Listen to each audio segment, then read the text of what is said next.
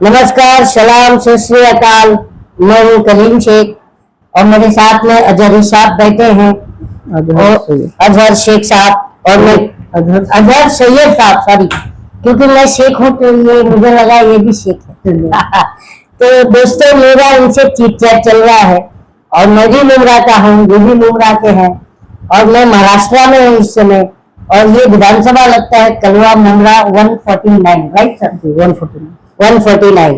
तो हम लोग अब अपने शहर पर चर्चा करने जा रहे हैं, चिट चैट, और पसंद आए तो आगे जरूर बढ़ाइएगा। सर, स्वागत है आपका हमारे चिट चैट में।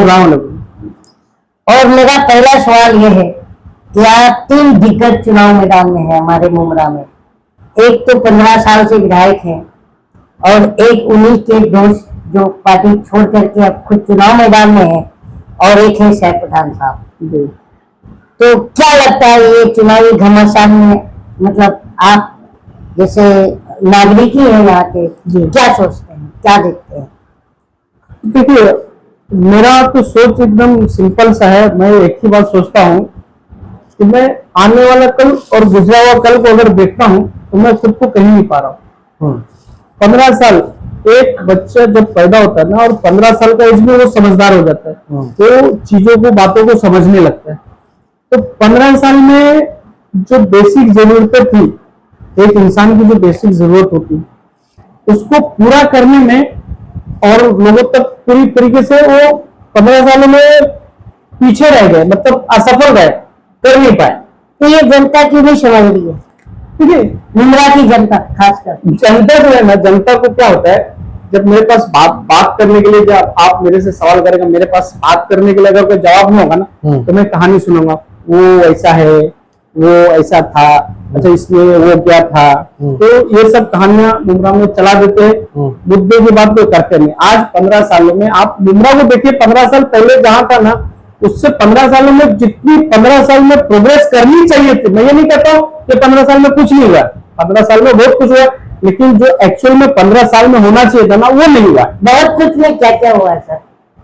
बहुत कुछ में यही हुआ ना कि जो कल छोटे मोटे लोग थे, आज करोड़ों का प्रॉपर्टी बना के बड़े बड़े बिल्डिंग ठोक रहे हैं, चाहे वो लीगल तरीके से हो या इलीगल तरीके से हो।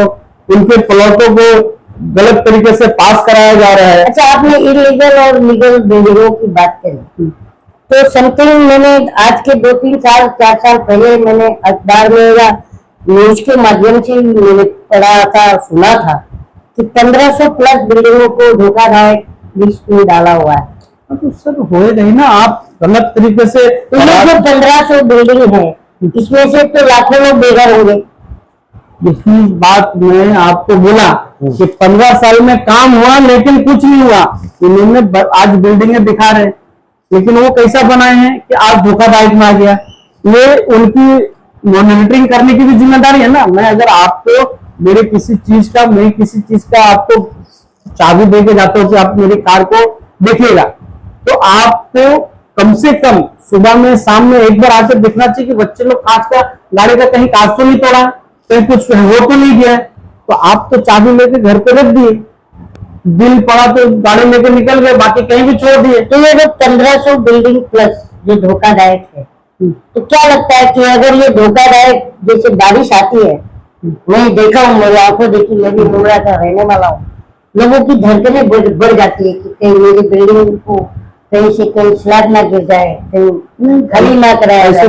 हादसे भी हो चुके हैं। तो इसका एक, मुझे ऐसा लगता है इसका सोल्यूशन पूरे मुमरा का क्लस्टर डेवलपमेंट किया जाए पूरे बड़े पैमाने पे, और इस तरीके के लोगों को, तो जब तक क्लस्टर आएगा तब तक आगे तो बेघर हो जाएंगे।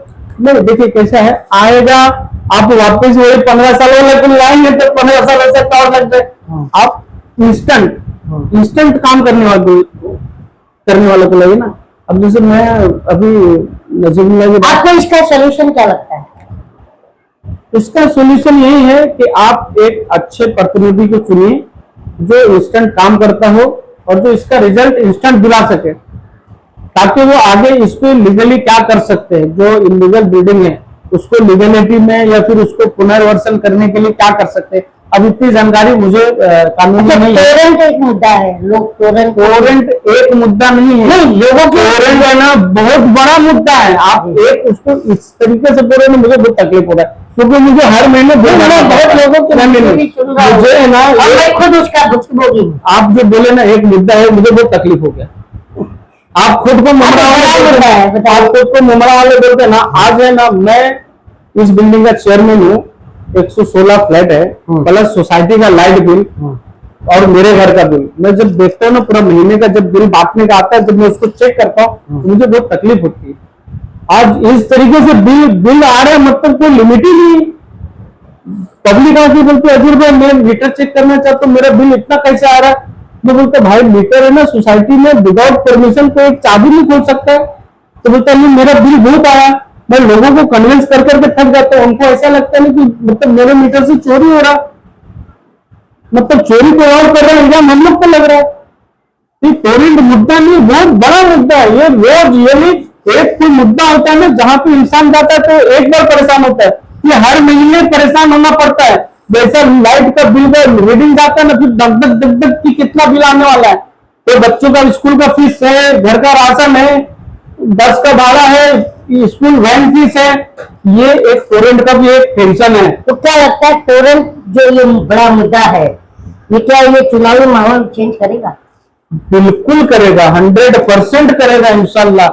और ये टोरेंट जब नजीब मुल्ला जी आएंगे ना चुन के, तो सबसे पहला काम उनसे हम लोग यही बोलेंगे कि आपने वादा किया तो इसको भगाओ और भागेगा। आपने नजीब मुल्ला जी का नाम लिया, तो नजीब मुल्ला जी पर यह आरोप है, आपने यूट्यूब पे भी देख रहे होंगे कि गुस्ताखी रसूल नबी की शान में गुस्ताखी करने वालों के साथ है, इसलिए हम उनके साथ नहीं है, ऐसा यूट्यूब पे चल रहा है। क्या लगता है आपको? देखो अभी ये क्या है, गुस्ताखे रसूल आपने शायद देखा भी होगा वीडियो। मैं देखा हूँ, अब उसमें मैं समझा हूँ।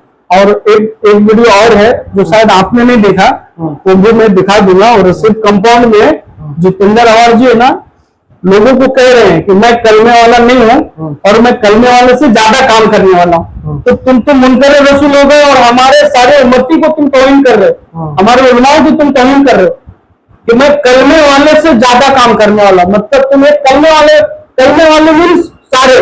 आप किसी को नीचा दिखाना चाहते हो, किसी को गिराना चाहते हो, आप उसका नाम ले लीजिए, मुझे कोई तकलीफ नहीं। लेकिन आप कलमे वाले की बात करते तो मैं भी कलमे वाला हूँ। तो नजीब जिनका नाम लिए नजीब मुल्ला, उन्होंने भी तो करना पड़ा है, वो भी तो मुस्लिम है। तो देखो सवाल आप बोलते हैं नजीब मुल्ला से मैं ज्यादा काम करने वाला हूँ, कोई प्रॉब्लम नहीं। हाँ। आप कलमे वाले, कलमे वाला, तो कलमा वाला मैं भी हूँ, आप भी हैं, सब हैं, तो हम आमदार नहीं है। तो हमारी आपकी कोई कंपेरिजन नहीं है कि आप बोलेंगे कलमा वाला तो मैं भी कलमा वाला हूँ। वैसे आमदार तो नहीं, तो हमारी आपकी कंपेरिजन होंगी कि आप हमसे ज्यादा काम कर रहे हैं। और रहा सवाल कलमे वाले से ज्यादा काम करने का ना, तो कभी कलमे वाले को मौका भी दे दीजिए, फिर आप कंपेरिजन कीजिएगा कि आपने काम ज्यादा किया कि कलमा वाला काम ज्यादा किया। आप उनको मौका देंगे ना कलमे वाले को। कलमा और मजहब ये मुद्दा होना चाहिए। देखो कैसा है ना, मैंने आपको एक बात में स्पष्ट रूप से बता दी, विकास का मुद्दा होना चाहिए। वो मैं बोला, कलमा और ये नबी और ये धर्म, ये मुद्दा नहीं होना चाहिए। क्या होता है जब इंसान के पास अपना कुछ बताने का नहीं होता ना, कि मैं क्या हूँ, मैंने क्या किया, तो मैं बोलूंगा मेरे दादा थे ना वो थे, मेरे अब्बा थे ना वो थे। तो यही काम यहाँ हो रहा है। यहाँ पे अपना काम तो 15 साल में कुछ स्टैंड रूप से बता नहीं पा रहे, तो फिर अब क्या हो रहा है, अपोजिशन में छवि खराब करो, भाई ये बीजेपी है, इसको वोट दोगे, ये गुस्ताखे रसूल। अरे बीजेपी कौन है? कमल का घड़ी, कमल की निशानी है क्या? आप बताइए ना मुझे। नहीं, घड़ी तो घड़ी है ना, नहीं घड़ी का सिंबल घड़ी है ना, बिल्कुल। वॉलेट में आप जब जाएंगे तो आपको कमल दिखेगा कि घड़ी दिखेगा? घड़ी दिखेगा। घड़ी दिखेगा। घड़ी किस हिसाब से ये कमल हो गया? अगर आप उस हिसाब से अगर आइडियोलॉजी की बात करते तो आप भी तो धनुष से बांध के साथ सरकार में बैठे थे ना। तो क्या उस टाइम पे धनुष से बांध पंजा हो गया था क्या? तो आप है ना लोगों को बरगलाइए मत, आप अपने कामों का हिसाब दीजिए, आप मुद्दों पे आइए और मुद्दों पे उतर के बात कीजिए, ना किसी को इमोशनल ब्लैकमेल कीजिए। ये हो गया है किसी को ब्लैकमेल करना, कोई प्यार से ब्लैकमेल कर रहा है, कोई नफरत फैला के ब्लैकमेल कर रहा है, कोई धमकी देकर ब्लैकमेल कर रहा है। ये this is a part of blackmailing. अच्छा, मैं आपसे एक सामाजिक बात करूंगा जो मुमरा के में मैं देख रहा हूँ कि पहले हम 4 दोस्त होते थे, ये 15 साल की राजनीति की बात कर रहा हूँ कि हम 4 दोस्त एक साथ बैठ के चाय पीते थे। ये 15 साल की राजनीति में 4 अलग अलग हो गए। वो वहां बैठ के चाय पी रहा है, वो वहां पी रहा है, और दोनों एक दूसरे से इस तरफ देख करके पी रहे हैं। तो ऐसा होना नहीं चाहिए। मैं आपसे ये डिस्कस कर रहा हूँ कि आप ही एक सामाजिक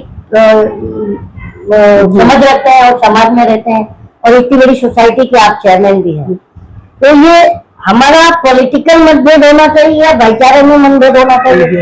यही चीज है ना, मेन क्या होता है कि ये 15 सालों में है ना, यही चीज हमारे जहन में कूट कूट के भरा गया है। ये वो जैसे मैं दर्शकों को बताएगा चलूं कि हम सबका पॉलिटिकल मतभेद नहीं होना, पॉलिटिकल मतभेद होना चाहिए, लेकिन भाईचारा मतभेद नहीं होना चाहिए। किसी को करेला पसंद होता है, किसी को करेला पसंद नहीं होता, किसी को भिंडी पसंद होती है, किसी को भिंडी पसंद नहीं होती है। तो यही है मतलब भाईचारा, कि हम विविधताओं में एकता, ये हमारा भारत है। तो ये ऐसा क्यों हो रहा है कि लोग राजनीतिक मतभेद को भाईचारे में कन्वर्ट कर रहे हैं? जो हमारे राजनेता हैं, ये हमारे देश में तो कहीं नहीं होना चाहिए, इंसानियत में ही नहीं होना चाहिए। ये बहुत गलत तरीका है। एक भाई को भाई से दूर कर देना, झगड़ा लगा देना। कहीं पे झगड़ा लगाया जा रहा है, कटोगे बटोगे के नारा है। कहीं पे तुम बीजेपी वाले को वोट दे दोगे, उसको वोट दोगे तो बीजेपी को जाएगा। जैसे लोग कह रहे हैं कि तुम अगर नजीब मुल्ला को वोट करोगे तो वो बीजेपी को जाएगा। अरे भाई, मैं लोगों से सवाल करता हूँ कि वो कमल की निशानी है या घड़ी की निशानी है? नंबर 2 जो है ना, तो घड़ी की ही निशानी है, कमल की निशानी नहीं है। तो मैं पहले लोगों को बता दूं। और पहली बात क्या है कि आप है ना, आइए और मुद्दे की बात करिए, लोगों को समझाइए कि मैंने ये किया, मैंने किया, लोग को समझ में आ जाएंगे। लेकिन आप है ना, पिछले कुछ सालों से समझाने का काम नहीं किया है। आपने सिर्फ नफरती भाषा बोला है और नफरती भरा है लोगों के दिल। अगर भाई साहब, मैं आपसे ये जानना चाहूंगा कि आपने चुनाव मुद्दे की बात की, तो मुद्दों पर चुनाव नहीं हो रहा है, इसका कारण क्या है? सबसे ये कारण भी यही है कि वो मुद्दे, जो पिछले मुद्दे जो वादा किए थे, वो पूरा नहीं किए ना। जैसे प्रमुख मुद्दे, जैसे स्लाटर हाउस, गाय है, उर्दू भवन। अभी हमारा मुस्लिम कौम का उर्दू एक कौमी जबान है, और अब कहा जा रहा है कि उर्दू भवन की जगह पे कुछ यूपीएससी गाइड सेंटर समथिंग आने वाला है। अभी आप बताइए कि आप मेरी धरोहर, मेरी पहचान को खत्म कर रहे हैं। लगता है आपने विधायक जी का जो है बुक उड़ान आपने पढ़ा ही नहीं लगता। बहुत सारे काम किए उन्होंने, सब उस उड़ान बुक में है। अभी देखिए कैसा है, उड़ान बुक उड़ गई होगी, मैं कह नहीं सकता हूँ क्या पढ़े क्या लिखे। हो सकता है मैं जब पढ़ने गया होगा तो सारी बातें कहीं हवा में उड़ के आए होंगे, बाद में बंद किया होंगे तो वापस आ गए होंगे, मैं ये कह सकता हूँ। लेकिन बहुत सारे जो काम है, जो नगर सेवक लेवल काम हुआ है हमारे नगर सेवक भाइयों ने, हॉकर्स का जो आपने एक बात देखी, जो कई 2-3 जगह मार्केट हॉकर्स की बनी, फिर वहां से उजड़ी, फिर कहीं और बैठे। ये मुद्दा जो है ट्रैफिक का मुद्दा, तो हॉकर्स की वजह से ही है। तो उनको एक अस्थायी जगह क्यों नहीं दिया गया? ये हमारे आमदार साहब को चाहिए था कि उसका कोई समाधान हॉकर्सों के साथ बैठते, और जो इतराफ के जो उस एरिया में जो लोग रहते हैं रेसिडेंट्स, उनके साथ बैठ करके एक अच्छा सा रास्ता निकालते। क्योंकि क्या होता है ना, हॉकर्स रोड पे लगाते हैं तो जो रेसिडेंट्स हैं उनको फायदा होता है, घर से उतरे सामान लिए चले गए। तो क्या होता है, हॉकर्स रहे या नहीं रहे, वो रेसिडेंट्स तो चाहेगा कि आगे, मतलब कैसा होता है, ये सबको एक रेसिडेंट्स, हॉकर्स और जो सिस्टम है, ये बैठ करके एक अच्छा सा जगह स्पॉट करिए। आप आमदार है, आपके हाथ में बहुत कुछ इख्तियार है, आप सरकार से फंड लाइए, जहां आपको उनको एस्टेब्लिश करना है करिए। ऐसा ना हो कि हटाने के नाम पे आप उसके साथ नाइंसाफी कर दे, ऐसा ना हो। एक गरीब का रोजगार को सोचते हुए, देखते हुए आगे का काम कीजिए। अगर ये जो रोड है इतना चौड़ा किया गया, चौड़ाई के नाम पे उस वक्त कई घरों को तोड़ा गया, और आज देखें तो यही हाल होता है। आप स्टेशन से निकलेंगे शिमला पार्क आने तक, मैं शिमला पार्क से यहाँ आने तक कभी कभी आधा घंटा लग जाता। अभी मैं अपनी दर्द बता, इतनी ट्रैफिक हो जाती, तो इसका जिम्मेदार कौन है? अब बोल रही है आपकी ट्रैफिक सिस्टम, ठीक है ट्रैफिक सिस्टम है, लेकिन निगरानी आपके हाथ में दिया गया था। क्या आप ये मानते हैं कि जो शहर में हमारे जो रोड पर अवैध पार्किंग है, इसको एक लीगल पार्किंग जोन बना करके और उन्हें वहाँ शिफ्टिंग दे दिया जाता अगर कुछ चार्जेस लेकर के, जेन्युइन चार्जेस। ये आपने अभी तक तो कोई नेता ये सवाल ही नहीं लगता मुझे उठाया है। मुंबई लिमरा लगभग 4-5 किलोमीटर में बसा हुआ है जी, और 4-5 किलोमीटर भी ना लीगल पार्किंग का ये नहीं। मगर मेरा कहना है जैसे कई तरह की पार्किंग और स्टेट पार्किंग, हाँ ये इसके ऊपर और एक जेन्युइन चार्जेस लेकर, रीजनेबल चार्जेस लेकर मंथली, और वहाँ शिफ्ट कर दिया जाए तो रोड पर पार्किंग नहीं होगी। ये पार्किंग है ना इतना बड़ा लोगों के लिए प्रॉब्लम है शहर में कि लोग शहर में आना तो चाहते हैं लेकिन उनको गाड़ियां खड़ा करने का जगह नहीं मिलता है। इस वजह से बाहर के लोग यहाँ आ नहीं पाते, और जब बाहर के लोग आएंगे उनको ये सुविधा मिलेगी कि उनकी गाड़ियों को पार्किंग मिल रहा है हर 1-1.5 किलोमीटर पे। देखिए अच्छा सा पार्किंग, जैसे मुंबई साइड में और उसका आमदनी जाता आमदनी होगी, एक वो हो जाए, एक आप हर कुछ दूरी पर जनरल पब्लिक टॉयलेट बना दीजिए। तो क्या होगा जब बाहरी लोगों को सुख सुविधाएं मिलेंगी ना तो वो यहाँ आएंगे अपने कारोबार करने, खरीदी करने, तो उससे यहाँ के आवाम की आमदनी भी बढ़ेगी। जी, समझ गए? जब वो यहाँ आते हैं हमारे शहर में आते हैं और उनको सुविधा मिलती है, जैसे पार्किंग मिल गया। अभी मैं एक पब्लिक हूँ, मुझे अगर टॉयलेट आया तो मैं कहाँ जाऊंगा? अब शहर में ढूंढ नहीं मिलता है तो मैं इस साइड आना ही नहीं चाहूंगा। अगर मुझे यहाँ आने को सुकून मिलता है, भाई मुझे सहूलत मिलता है, तो मैं जो मार्केटिंग करने नियर बाई के लोग जो मुंबई चले जाते हैं, कहीं और जाते हैं, वो मुंबई आ सकते हैं ना।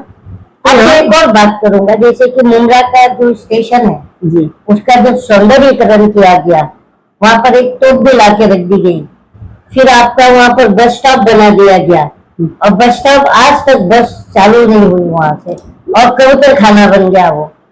तो ये चीजें लोग इस पर क्यों नहीं सवाल उठाते? ये तो वो एक फिल्म है कि बाप ने बच्चे को बैठा दिया कि बेटा रुक मैं आता हूँ, उसी तरीके से हमारे बस स्टॉप का हाल हो गया कि भाई बस आ रही है, बस स्टॉप अभी तक इंतजार कर रहे हैं क्योंकि बस आती है। आप ये मानते हैं कि मुंब्रा स्टेशन से और खिड़काली तक जो है हर आधे घंटे 20 मिनट में एक बस आती सर जाती, तो फिर ट्रैफिक की भी समस्या कम होती है, और एक फ्लाईओवर की और जरूरत है जो शैलेश नगर से जो है ये कौशा के बाद बाईपास वाले ब्रिज में जोड़ दे या वहां डाउन कर दे तो ट्रैफिक ना हो। ओवर ब्रिज तो इतनी जरूरत है, खास करके मैं मेरा पर्सनली इसमें है कि मैं आता हूँ ना तो मैं आधा घंटा लग जाता हूँ 4 व्हीलर से, बाइक से भी ताक हो। बस अगर होगी ना, आज मुंब्रा में ना इलीगल ऑटोज भी चल रहे हैं बहुत सारे, इतना भरा हुआ, तो सोचिए वो ऑटो खचाखच भर के चल रहा है, ओवरलोडेड चलता है, आगे भी बैठा लेते हैं जो गैर कानूनी है। अगर बस सर्विस होती तो क्या होता है, लोगों को जो लाइन लगा के धक्के खा के ऑटो में आना पड़ता है, उनकी जान को भी खतरा होता है, किसी का पैर बाहर होता है, कुछ होता है तो लग जाएगा, बाजू से गाड़ी गुजरे लग सकता है। बस में एक सेफ उनको जहां जाना जा सकता है। तो ये इस तरीके से हम आवाम की जिंदगी को सेव करेंगे, ना कि उसको खतरे में डाल देंगे। जी, और ऑटो का मसला क्या होता है, एक दूसरे से भाड़ा लेने के चक्कर में ओवरटेक करने लगते हैं। ये हॉस्पिटल की अब बात करेंगे, ये तो हमने प्रॉब्लम्स में मैं बात कर रहा हूँ उनसे, और शहर के लोग जो भी हमें देखेंगे वो जरूर बताइएगा कि ये वैलिड पॉइंट है या नहीं है। पहली दूसरी बात, हॉस्पिटल की बात करेंगे। मेरे को आप दिल्ली से देखते हुए मेरे वीडियोज आते रहते हैं, दिल्ली में जब हम देखते हैं कि मोहल्ला क्लिनिक जैसे 3-4 घंटा खुला रहता है दिल्ली में, दोस्तों मैं आपको बताना चाहूँ, मोहल्ला क्लिनिक आप सबको पता होगा केजरीवाल सरकार ने खोली हुई है, तो वहां पर 4 घंटा जो है डॉक्टर बैठता है, सुबह 10 बजे से 2 बजे तक में। और जो भी मोहल्ले के लोग जो है सर्दी खांसी बुखार से जो मेजर बीमारी जो होती है वायरल वगैरह, तो वो वहां पर जाकर के वो दवा फ्री में हो जाता है उनका। तो इस तर्ज पर यहाँ भी अगर मुंब्रा वासियों में, क्योंकि मैं समझता हूँ जहां तक कि मुंब्रा की 70% की आबादी 12 से 15 से 18,000 रुपए बेसिक मंथली सैलरी कमाती है, तो अगर इस तरह का सहूलत दिया जाए मोहल्ला क्लिनिक टाइप, सिर्फ मुंब्रा में 10-5 जगह हर वार्ड में एक क्लिनिक खुले, तो क्या लगता है कि आपको ये सहूलत जनता को पसंद आएगी और कितना हिट करेगा? बहुत पसंद आएगा। क्या होता है ना, हमारे पॉपुलेशन में हस्बैंड तो काम पे चले जाते हैं, घर पे रहती है माए, बच्चों की माए। बच्चे सुबह में समझो हस्बैंड निकला 10 बजे और 11 बजे बच्चे को कुछ प्रॉब्लम हो गया, तो हस्बैंड उनका शाम को 6 बजे 8 बजे 10 बजे आता है। तो एक माँ बहुत कसमकस में रहता है कि मैं बच्चे को कहाँ लेके जाऊँ। कोई डॉक्टर का टाइमिंग नहीं है, कोई प्राइवेट में हॉस्पिटल में जाओ तो उनकी इतनी कैपेसिटी नहीं है, और गए हुए मजबूरी में। और ऐसे अजहर साहब कि ऑटो में हमला औरत का डेथ हो गया था, आपको पता है, इलाज के अभाव में। तो वही अगर मोहल्ला क्लिनिक होता तो कोई भी मतलब किसी के इंतजार, मदद के इंतजार के बगैर वो वहां पे जाकर एटलीस्ट फर्स्ट स्टेज का उपचार चालू हो जाएगा। तो ये बहुत जरूरी है हमारे शहर में, मुमरा शहर में, बल्कि तो मुमरा शहर में और भी आप इतनी बड़ी सोसाइटी के जिम्मेदार हैं, तो क्या ये मुद्दा आप जो अभी आपने नजीरुल्लाह साहब का भी नाम लिया, चाहे जो भी जीत के आता है उनके सामने आप ये रखेंगे ये सुझाव? ये मोहल्ला क्लिनिक का तो मैं उनके पास रखूंगा, मैं उनके पास और भी कोई मुद्दे। देखिए हर वार्ड में एक जो उर्दू शाला या मराठी शाला भी होना था हर वार्ड में, क्योंकि एक वार्ड में आपके हिसाब से कितनी जनसंख्या होगी? हमारे वार्ड में तो एक वार्ड में मैं कह रहा हूँ अप्रोक्सीमेटली, अभी ऑथराइज तो मेरे पास उसका डाटा नहीं है। 10-15 तो मानते होंगे अप्रोक्सीमेट। हाँ, मतलब 15 से 16-20 हजार के 20,000 का अगर एक वार्ड में आबादी है तो 20,000 के आबादी में एक स्कूल होना चाहिए, नहीं होना चाहिए? बहुत जरूरी है। तो है ही, यही तो मैं आपसे बार बार कह रहा हूँ। आप मुझे जो सवाल कर रहे हैं ना, तंजियार मुझे लग रहा है कि आप नजीबुल्लाह, तो मैं आपको ये बताना चाहता हूँ कि पिछले वाले ने जो काम किया मैं वो कहाँ काम किया, तभी तो मैं आज नजीबुल्लाह कर रहा हूँ। मैं नजीबुल्लाह को सपोर्ट देने की बात इसी के लिए कर रहा हूँ कि पिछले 5 साल में कुछ हुआ ही नहीं, तो मैं किस बेस पे उनका नाम लूं?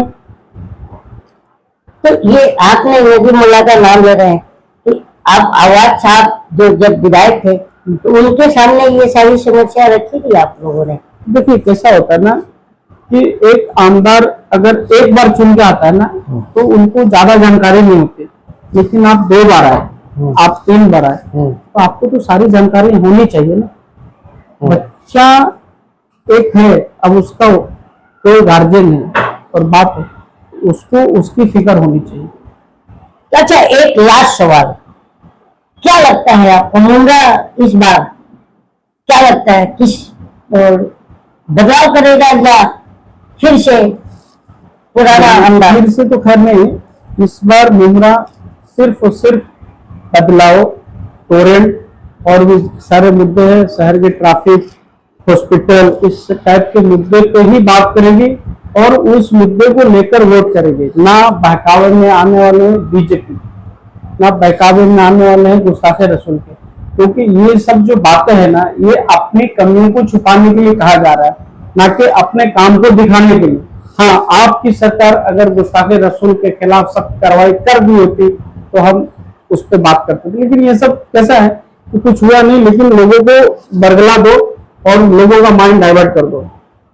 तो हमारी बातचीत आप सबको कैसी लगी कमेंट में जरूर बताइएगा, और मैं आप सबको बताते चलूं कि ये हम कलवा मुमरा विधानसभा की बात कर रहे हैं, और जो भी मुद्दे हैं मैं सब वोटरों से भी अपील करूंगा, जहां भी मेरे को देखेंगे लोग, कि चुनाव मुद्दे पर होना चाहिए, और जो जिंदगी है हमारी, जो जीवन बेहतर और सुचारू रूप से अगर चलानी है तो उसमें 3 अहम जो है मुद्दे होते हैं, शिक्षा, स्वास्थ्य और रोजगार।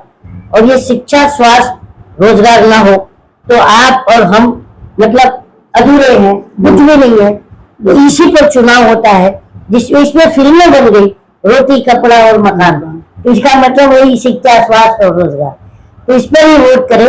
जो आप खुद समझदार हैं, अपने विवेक का इस्तेमाल कीजिए, दिमाग का इस्तेमाल कीजिए और सही व्यक्ति को चुनकर लाइए। किसे लाना है वो आपकी मर्जी, आपका वोट देना जन्मसिद्ध अधिकार है। अपने अधिकारों का प्रयोग कीजिए और कमेंट बॉक्स में जरूर बताइएगा कि मेरी और अजहर भाई की जो बात थी वहां उसमें हम क्या छोड़ गए। आपकी प्रतिक्रिया बहुत जरूरी है। जय हिंद, जय महाराष्ट्र।